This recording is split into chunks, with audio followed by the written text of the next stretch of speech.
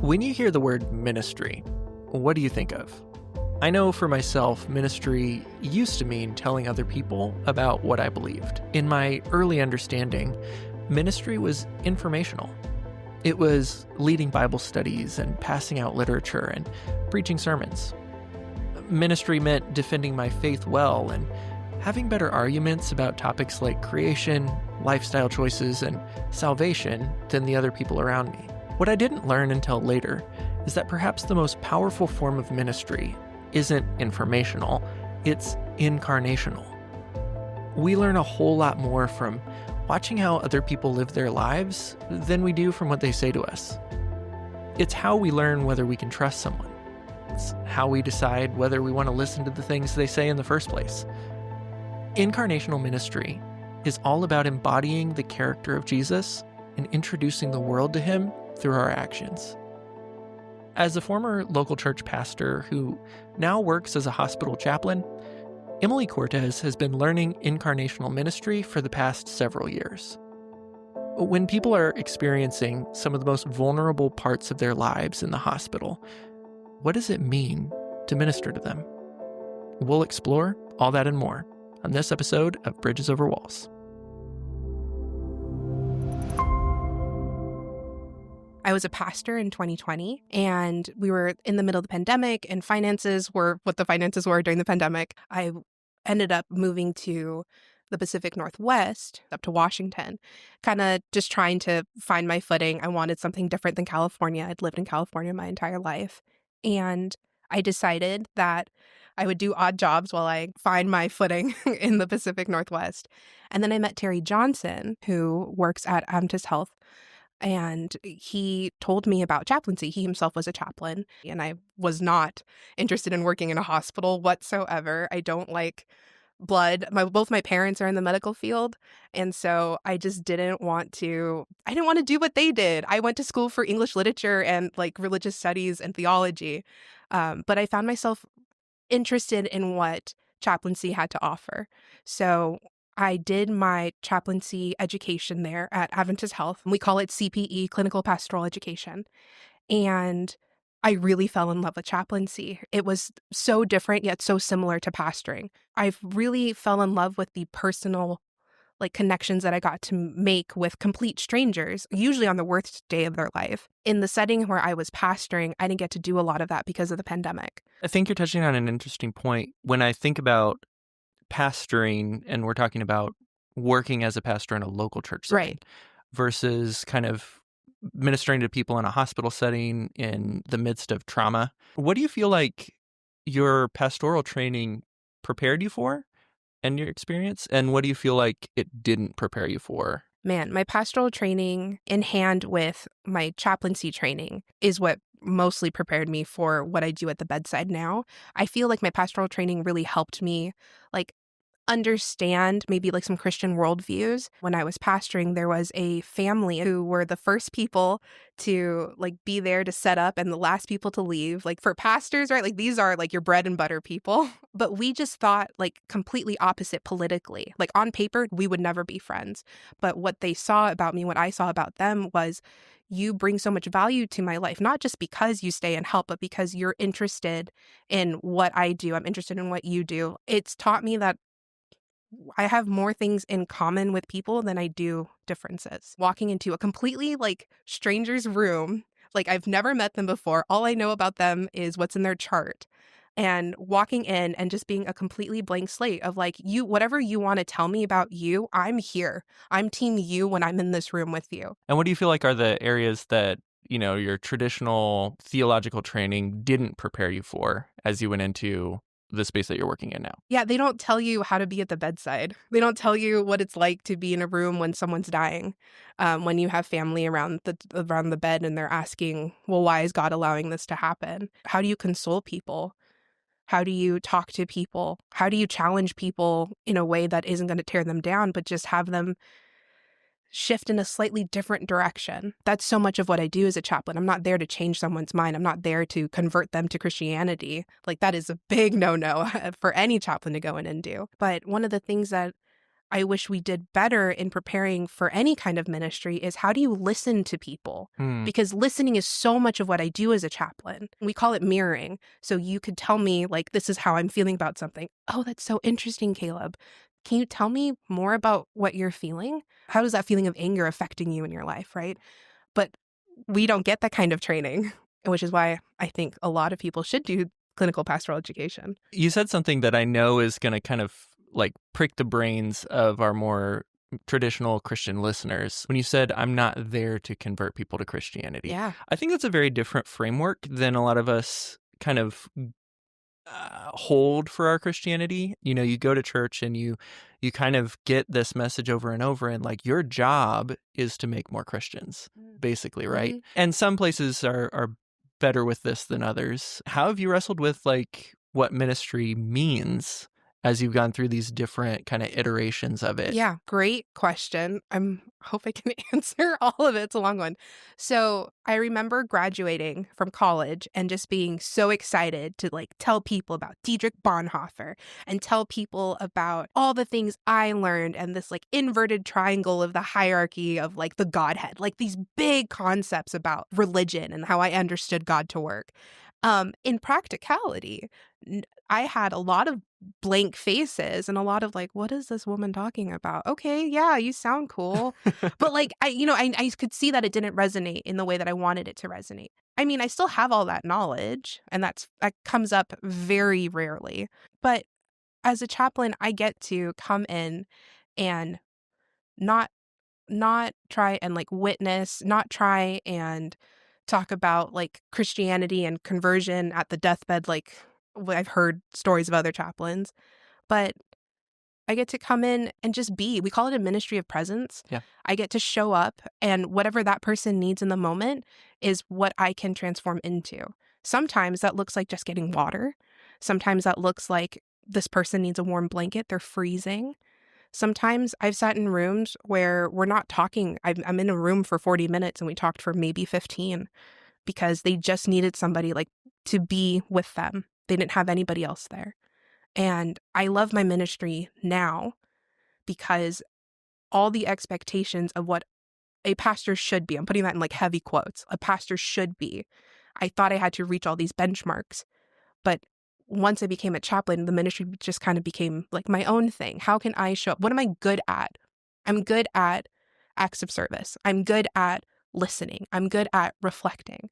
So let my ministry reflect how I feel God does for me. Let me reflect that to my patient as well. And that's my way of witnessing, if that makes sense. Yeah. You know, one of the things that I love about what you're describing here is it's more about embodying what you're about. It's more about showing somebody a vision of God, of what kind of love and all of these things look like in your actions, right? In how you show up in their life, in how you're there in those critical moments, rather than just saying, here's a Bible verse, read it and think about it, right? It's like... Well, and my patients aren't all Christian, you know? Like, I don't just see the Christian umbrella of, like, our siblings in the hospital. Like, I have agnostic, I have atheists, I have Buddhists. I just served a Buddhist family this past weekend.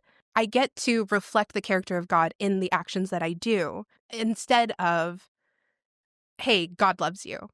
Hey, it's going to be okay because Jesus died for your sins. And those things are so important and they will resonate with the people that it needs to resonate with.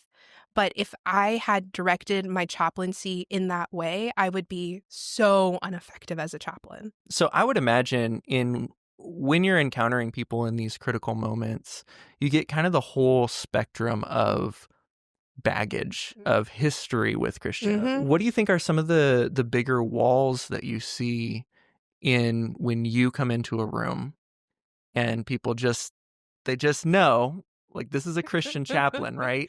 Well, yeah, it fully depends. So I'm Filipino. I look Filipino. I'm Filipino Colombian. And I wear a mask at the bedside. So they see like just my eyes.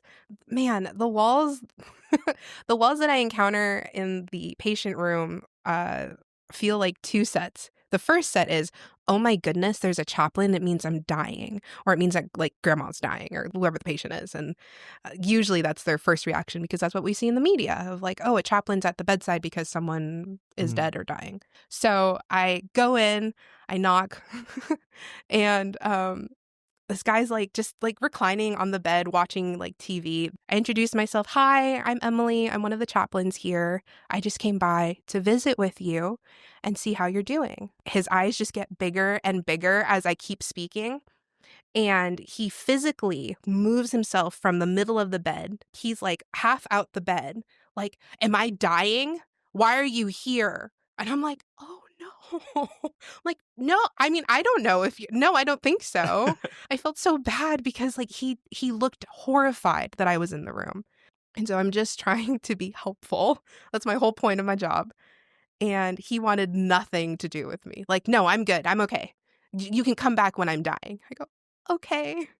I hope I see you before that. But, okay, thank you so much for your time. But those are few and far between. Usually people are wanting just company. Yeah. A lot of the people that I do talk to are the elders in our community, and they're in for various reasons.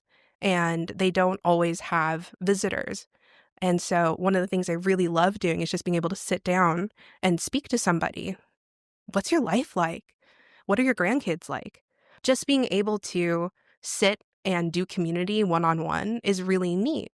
And usually, like, they'll tell me, like, oh, I feel so good. Thank you so much for visiting. Like, I feel so good. Thank you. But, like, I feel that way too. Like, thank you so much for letting me come in and get to know you. A huge part of my job is I get to show up and be somebody's friend for a little bit. And I really, it makes the harder cases, the sadder cases, the patients that I see, that much more difficult, but also so rewarding.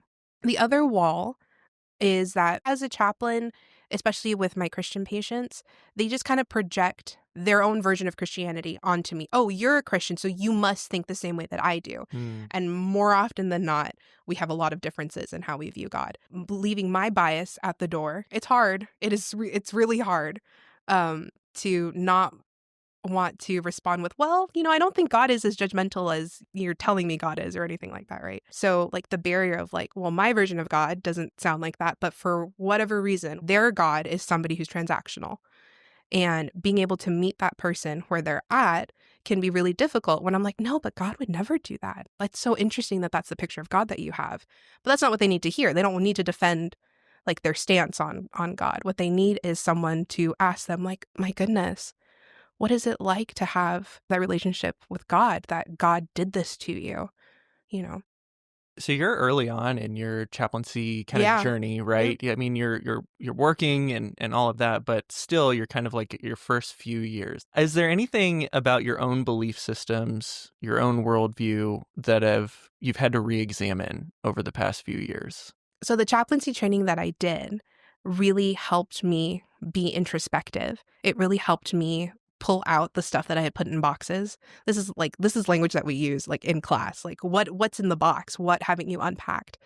And that helped me examine some of my own biases that I didn't really know I had about like God or how someone is like quote unquote a good Christian or anything like that. I really felt that challenged with death. Specifically, that's been one of the biggest hurdles for me. I lost my grandparents about almost 10 years ago now in a car accident. And death to me was something that robbed us. Death was wrong. Death was not what God had in mind. There shouldn't be this that happens. But like my favorite season is like fall and autumn. And I love the cycle of life, but I don't like the cycle of life when it takes the people that I love, right? So working at a hospital, being a hospital chaplain, I get called to a lot of really tough situations where death usually is the complication. And the more that I was around death, the angrier I found myself. Well, this is wrong. This shouldn't be happening.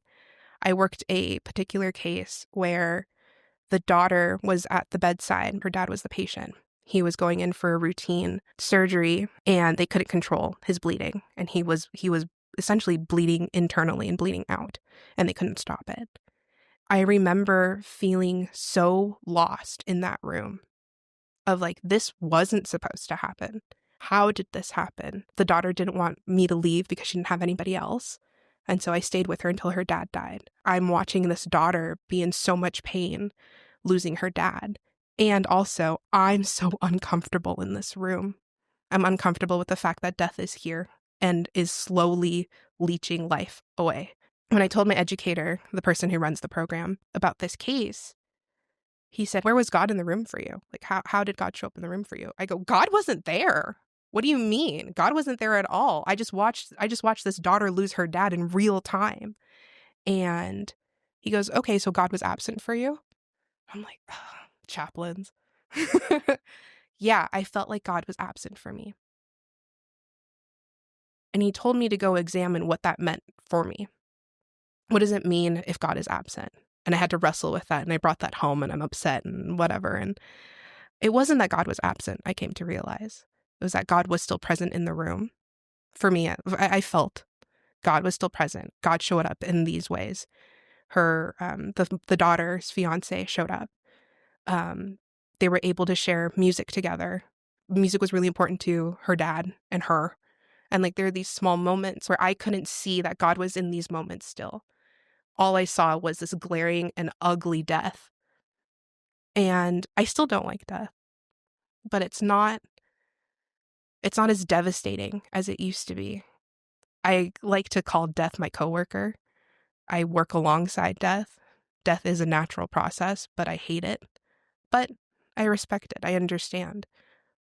We talk about dying a good death. We don't really have a definition for what dying a good death means. But in the hospital, I see it to mean your family is in the room and they love you. You're not in any pain. A lot of times the people I'm talking to chose to not have any like heroic interventions.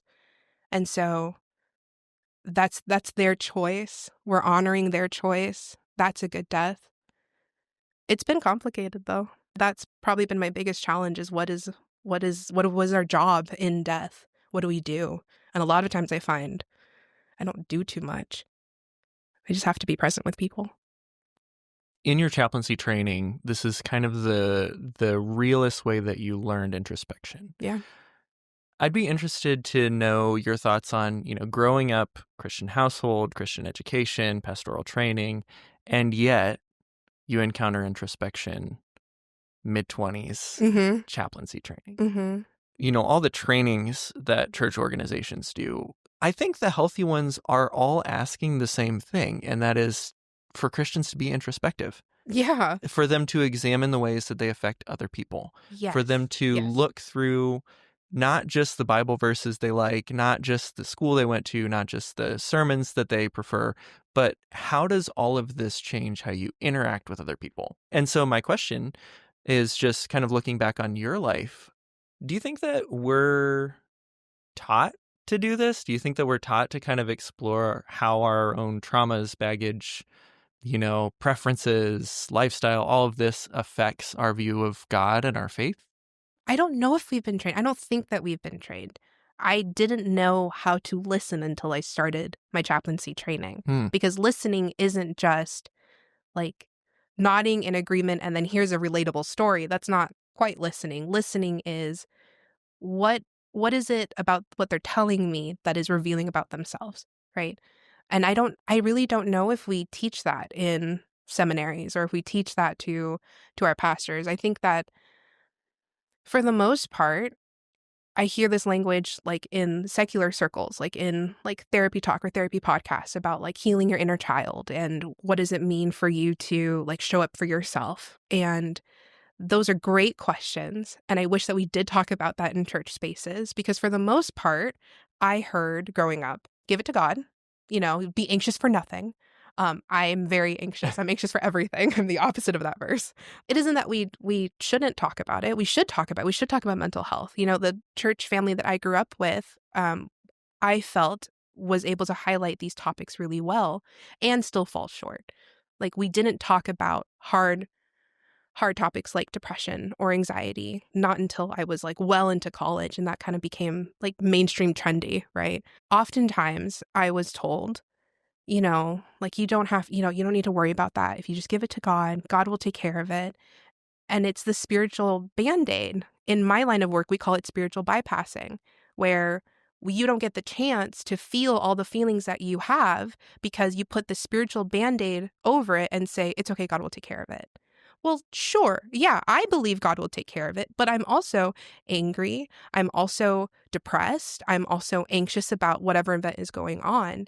And I so hope for the future of the church, of a lot of churches and Christian spaces, that we don't spiritually bypass someone's feelings or our own feelings and instead ask, okay, what about the situation is making me feel this way?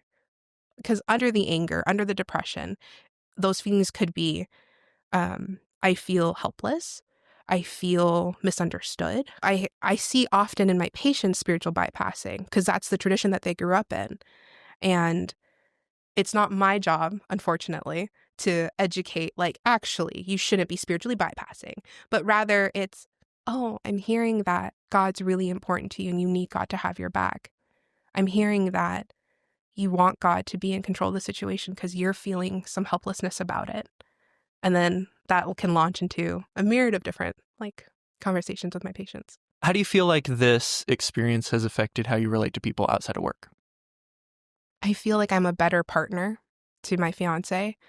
I feel like I'm able to listen better. I'm not always good at it, but in theory, and I hope in more practice, being able to hear what he's saying, and if I don't understand what he's saying, to ask him. If you just slow down and you're curious about what the other person is saying, you can find out what they actually mean instead of letting your own bias or your own wounds show up and be like, oh my goodness, that person must hate me because they asked me this question instead of just agreeing with me. Like, they probably were just curious about what you were saying and probably moved on from the conversation or whatever. I've had the chance over the past 7 or 8 years to interview close to 1,000 people. Wow. Which is super cool, and you learn a lot. And one thing that I've noticed is that almost every single person has thought that they were objective, that they did not carry bias, that they're the center line for the world, right? And that they have kind of the understanding of other people, that they're generally assume that they're the person that's right in a situation. Yeah. I do the same thing, Yeah, right? sure, It's sure. just kind of our natural way. Well, everyone wants to be the Cinderella in the main story. They want to Yes. be the main character. They don't want to be the evil stepmother and the antagonist or whatever, you know? And even the worst people that I've known, have not seen themselves as bad people, Sure. right? Yeah. And so I think that this is kind of one of those, if I were looking at the different bridges that people could build in the world, in politics, in religion, in business, just relationally, that introspective character, that willingness to be humble, to be wrong, to say, I don't know as much as I assume I know. Yeah. It's like the source of so many symptoms. Yeah. Right? Like all these other things, our prejudices, our way that we interact with people, when we snap at people and we think we're justified, all these different things are stemming from sort of this combination of a lack of introspection and a lack of humility. And a lack of curiosity. Yeah. Right. So how do we build that bridge is my question. Such a good question. And I think you're the perfect person to ask for this because kind of in your own telling of your life, when you tell it, you say, I started here with this way of communicating, with this way of understanding the world, and now I'm here because I have learned these things. For the people who are just now thinking, maybe I'm not super, introspective, maybe I do have some things to examine, what's step one? I think step one is curiosity. I think that really has to be where we start. Because it's so much easier to shut somebody down and be like, oh, I don't agree with anything you just said. You have to be curious. What about you? What about your upbringing makes you feel the way that you do? So I was listening to this chaplain podcast called Chaplain's Compass. Super great if you're ever interested in knowing more about chaplaincy or what a hospital chaplain does or anything like that. But I just have gotten so much wisdom. They did a political episode. What do you do when your patient brings up politics in the room, right? They talked about curiosity. They talked about points of connection, and they talked about vulnerability. When our buttons are pressed, it's so much harder to reach for the tools of curiosity or reach for empathy or reach for sympathy because it's that's a hot button topic. So instead of having this hot button issue be pressed and be well, actually, that isn't what this policy is or whatever it is, right? What if we meet them with curiosity? What if we meet them with vulnerability? Oh, tell me about that. like, oh, well, like, like this person has these stances from like A, B, C, and D, right? Like, yeah, what do you like about those stances? These people are stealing jobs. What does that mean in your life? What is that for you? Well, I'm just really scared that like my son's going to lose his job. Oh, yeah, sure. Like that's very personal. We move from these divisive topics to bringing it back to being relational. This person is worried about their son's job. It has less to do about this idea of who's taking whose job and more to do with, I'm worried and concerned about my son, right? What I really appreciated about this podcast is that they named a lot of the tools in my own toolbox, like how we talk about either politics or religion or anything like that. I can't be grabbing for my own bias. I have to grab for curiosity. I have to grab for, what does that mean for you? What does that look like in your life? And the minute that I enter in my own bias, I've lost my patient because like, oh, you don't agree, or you're not going to get it. You're not going to understand. And then a wall gets built. And the whole point of me being in the room is to be present for this person. So if the thing that they're worried about are these policies that maybe I agree with, but they don't, I can't say, well, actually, it's going to be very beneficial for the country. I have to say, tell me about that. What does that look like for you in your life? I really just appreciate that this podcast highlighted, like, here's probably some very real conversation topics that are going to happen in the patient's room. What do you do? And just kind of that reminder of, we have to meet people with curiosity and vulnerability. Otherwise, we're not going to be effective in our jobs.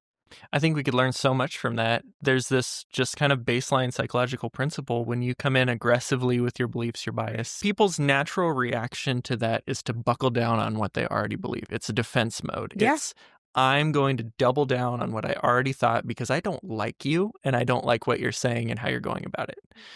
When you flip that, when you're curious, when you take in and process why they think what they think and their personal experience, it opens this door where they're like, what do you think?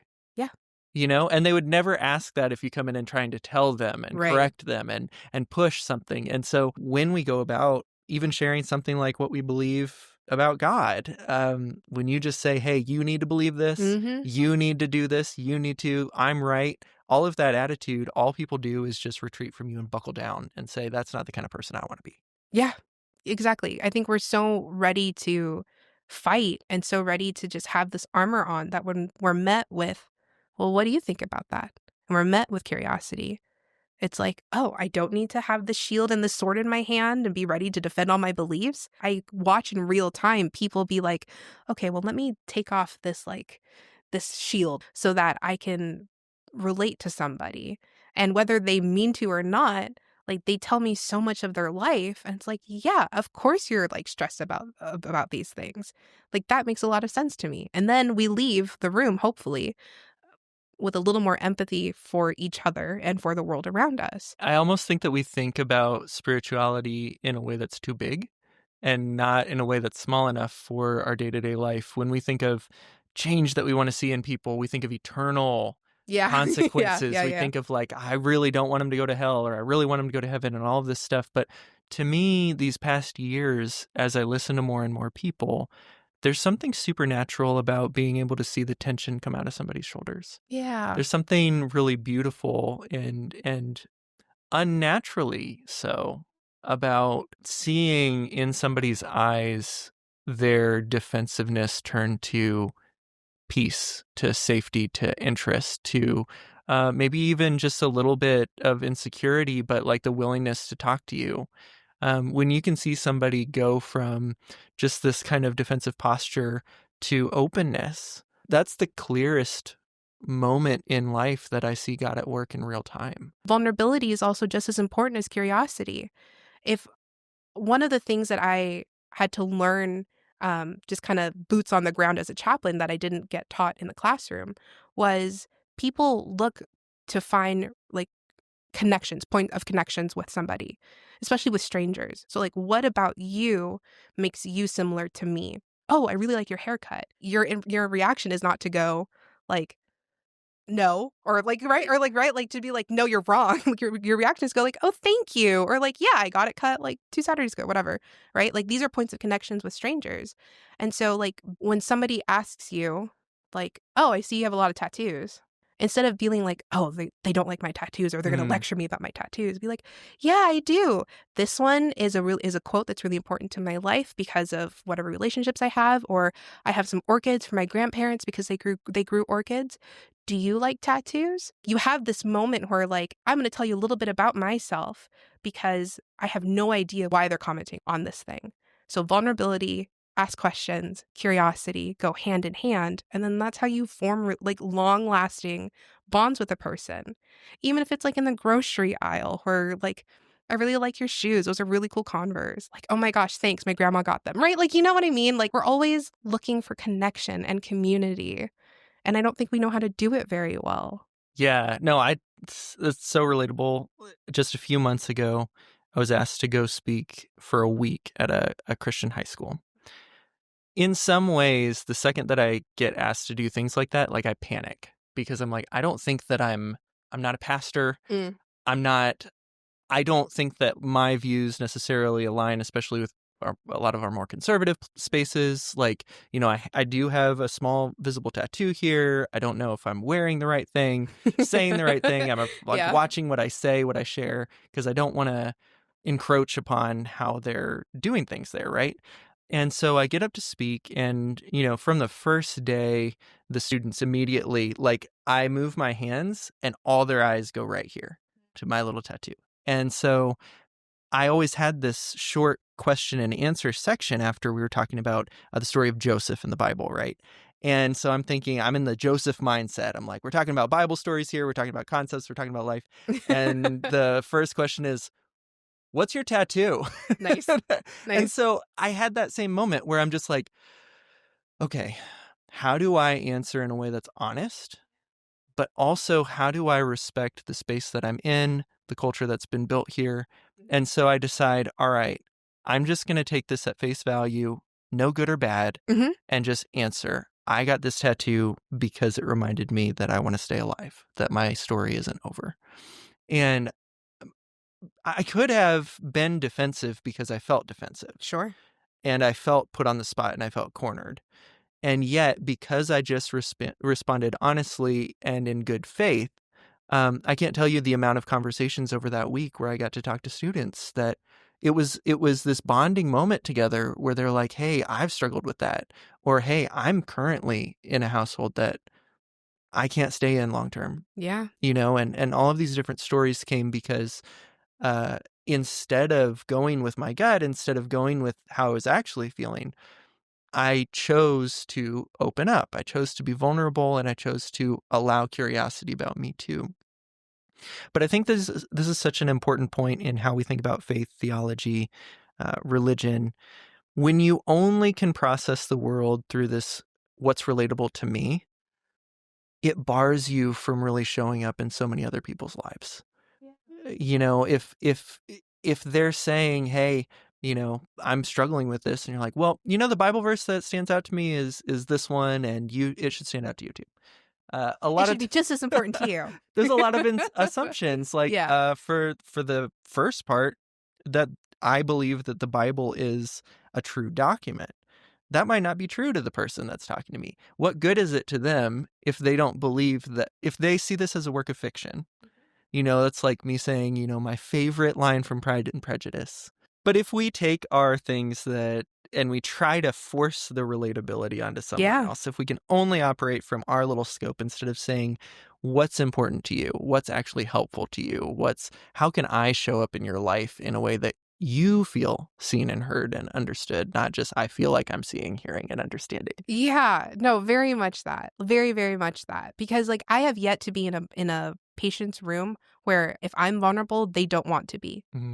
Like I had I think he was like 19. He was in because he had overdosed on fentanyl and his parents found him.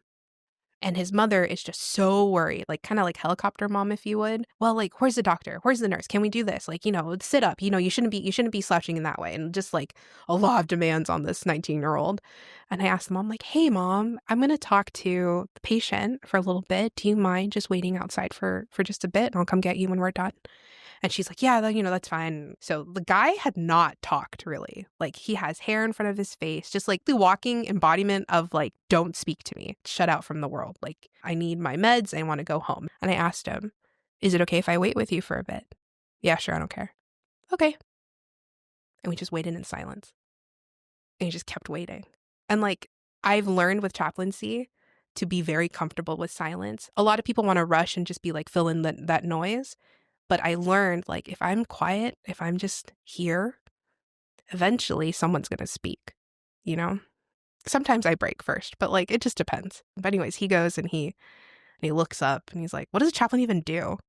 I'm like, that's a good question. A lot of times I just sit and listen to people. What do they tell you about? Their life, what they're going through, sometimes death, sometimes their relationships, sometimes their parents, whatever. Just being like, I have no agenda. I'm just here to hang out with you, right? And I asked, because he asked me a question. I go, can I ask you a question? He's like, yeah, sure. When did you start taking fentanyl? Oh, a few years ago. A few years ago, like you were 16? I probably was like 17. Oh, okay. More silence. Why'd you ask me that? Oh, I just wanted to know, like, when did this happen? Was there something, you were in high school? Yeah, my girlfriend and I, and he stops. My ex-girlfriend and I, we had been smoking weed before, but, we just found harder drugs and whatever. Just like very, like, doesn't want to tell me a lot, but told me so much. Ex-girlfriend. Oh, you guys aren't together anymore? No, we've been together since middle school and we broke up a couple years ago. Wow, that must be really hard. And he opens up this whole story about how his parents took her in because her home life was terrible and they got to live together. And these are like teenagers, Yeah. like relationships at that age. Like, this was your person forever and ever. And it made sense to me why he was using the drugs that he was using. It made sense to me why he was so dejected. His girlfriend broke up with him. It was a horrible breakup. The picture that he started to paint as I continued to listen and be curious about him was, I'm not good enough. I should have my life together. Nobody loves me the way I want to be loved. Nobody understands or believes me. And I get to show up and be like, I believe you. I believe that this is probably some of the hardest things you've ever dealt with. I believe that you just want to medicate a pain that you don't know how to deal with because no one's taught you how to do that. I got to meet somebody with curiosity. I got to meet somebody with vulnerability to be like, yeah, I remember what my first heartbreak was like. That really sucked. I didn't leave my room for weeks. And show that, like, hey, I'm almost 29, in my big old age, and versus his 19, like, I still kept living. Life still got better. It was hard, but I'm still here. You can still be here, right? I experienced that a lot with my queer patients too. My young patients who are trying to kill themselves, who are tempted to kill themselves, who feel like this is all that there is. And I get to show up and be like, sister, brother, family, hey, this isn't all that there is. I know it feels like that, and I'm not here to lecture you, but I'm here to let you know, as an older sibling for you in this space, yeah, it gets better. I know it doesn't feel like that, but we're going to help and get you resources so it does, right? And those moments, that's my favorite part of chaplaincy. And the tools that I use is just curiosity and vulnerability. Sometimes I think maybe the biggest wall that we're facing, even if we are already practicing these things, is just the compiled past history of people not being taken seriously, not feeling safe, having these negative interactions over and over where they don't feel heard, they don't feel like their ideas are considered, they don't feel like their pain is seen.